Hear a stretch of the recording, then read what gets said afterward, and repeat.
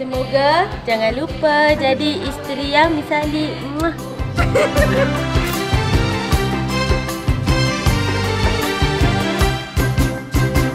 Gegak gempita gendang di palu karena menyambut pengantin baru.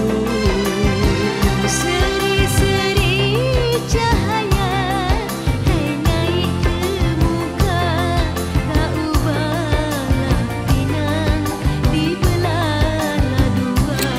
Seri-seri cahaya. Selamat pengantin baru. Mereka menjadi pasangan yang bahagia dari dunia hingga akhirat dan dikurniakan anak yang lebih baik daripada mereka.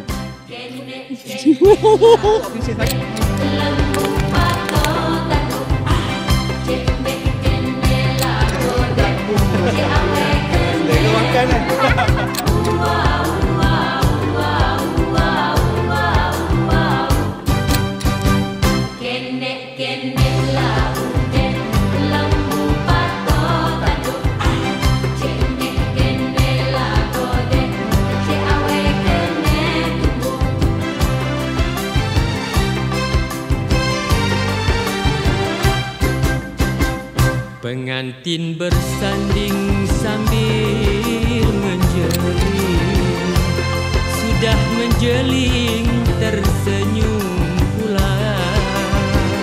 Indah-indahnya bukan hai lagi kepala, hai sedang hai kena belakang. Ego duduk jangan tinggi. And that's it. Selamat berbahagia dengan sampai bila-bila sampai ke akhir hayat dengan anak cucu masing-masing. Masing-masing anak cucu sama-sama. Hai kena belakang.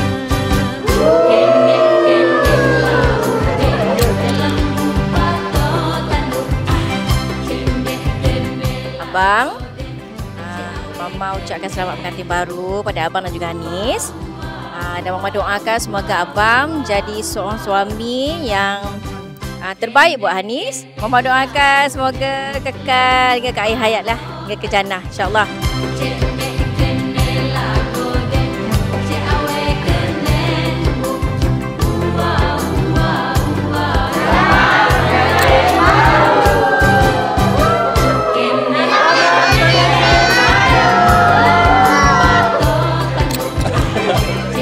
Ha ha ha.